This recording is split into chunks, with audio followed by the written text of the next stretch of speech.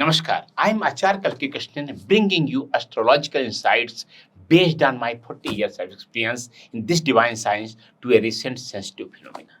In recent times, we have witnessed some shocking incidents where spouses, especially wives, have been involved in murdering their husbands. Now, the parents coming for matching a horoscope for marriage have also started to ask whether their daughter-in-laws and also son-in-laws, of course, may cause death of their children after marriage. Many of my students to whom I have taught astrology have also sought clarification in this regard. So today I'll be sharing some important combinations that when present in a horoscope indicate a dangerous potential, especially towards violence against one's own spouse. I want to add here that these combinations are applicable to male as well as females. Take out pen and paper and note down. First, if all planets are in fiery or watery signs. When most or all planets are placed in fiery signs, Aries, Leo, Sagittarius, the person may become highly aggressive, impulsive, and quick to act without thinking. The fire element fuels passion, anger, and boldness. On the other hand, when all planets occupy watery signs, Cancer, Scorpio, Pisces, emotions dominate. These natives may act under intense emotional waves, possessiveness, or hidden rage, which can suddenly burst out in violent ways. Similarly, if there are no planets in watery signs, the person may lack emotional depth or empathy, making them cold, detached, and sometimes ruthless in their actions. Second point, birth in sensitive sign junctions, also called Multos. Special caution is needed when a person is born during the conjunction points of Pisces and Aries, Cancer and Leo, and Scorpio and Sagittarius. These junctions, also called Gandmuldos, represent a shift in elemental energies, often bringing intense emotional and psychological conflicts, which, if not managed, may explode into extreme behavior. Third point, affliction of Mars. Mars is the planet of aggression, violence, and anger.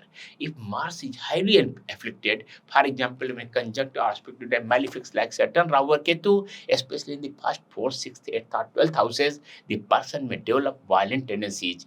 Mars with Rahu creates Angarak Yoga, leading to highly impulsive aggression. Mars and Saturn often results in suppressed anger, frustration, and cruelty. Fourth point, affliction of 6th, 8th, and 12th houses. The 6th house deals with enemies, conflicts, and disputes. The 8th house relates to sudden events, death, and hidden desires. The 12th house represents imprisonment, hidden sins, and even self destruction. If malefic planets dominate these houses, especially in connection with Mars, Rahu, Ketu, or Saturn, it may create dangerous inclinations towards violent crime, including harming the spouse. Fifth point, malefic in second house. The second house governs family, ethics, and speech. When heavily afflicted by malefics, at least 2 out of Mars, Saturn, Rahu, or Ketu, it may indicate lack of family values, lying, deceit, or cruelty in speech, ruthlessness towards close relationships, including the spouse. Sixth point, malefic or weak moon. The moon rules the mind and emotions. A debilitated moon placed in 8th house, or moon afflicted by at least 2 out of Mars, Saturn, Rahu, or Ketu, weakens emotional stability. Such individuals may lack empathy, have unstable emotions, and be prone to extreme actions. The presence of Kemdruva Yoga, when moon is alone without malefic aspects, further destabilizes the mind, making the person vulnerable to dangerous emotional outbursts. Seventh point, fourth house. If afflicted by at least 2 out of Mars, Saturn, Rahu, Ketu, is also a dangerous sign. Eighth point, malefic or weak Mercury. The Mercury rules the intelligence. A debilitated Mercury placed in 12th house, are afflicted by at least 2 out of Mars, Saturn, Rahu, or Ketu, weakens decision-making power and ultimately destruction. Ninth point, Rahu Ketu influence. Rahu fuels obsession, greed, and uncontrolled desires. Ketu brings detachment or extremism. When Rahu strongly influences the ascendant, Mars or Moon, it may create criminal thinking, lack of moral boundaries, and obsessive behavior that can lead to violent acts. Tenth point, absence of benefic influence. Strong benefic planets like Jupiter, Venus, Mercury, or a strong moon act as natural protectors, preventing criminal behavior.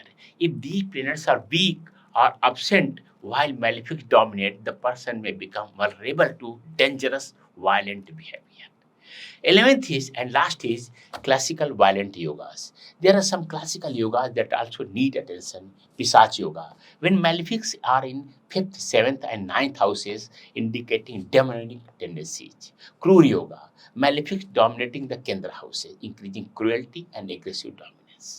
Friends, I must emphasize here that these combinations do not guarantee that every person with these placements will commit such heinous acts, but they increase the potential, especially when combined with poor upbringing, bad company, psychological issues, or karmic debts. As astrologers, our role is to guide, caution, and help individuals channel these energies in a positive direction. If you found this video insightful, please like, share, and subscribe to my channel. Also, feel free to comment your questions or suggestions for future topics. Until we meet again, Namaskar, and may the divine planets bless you all.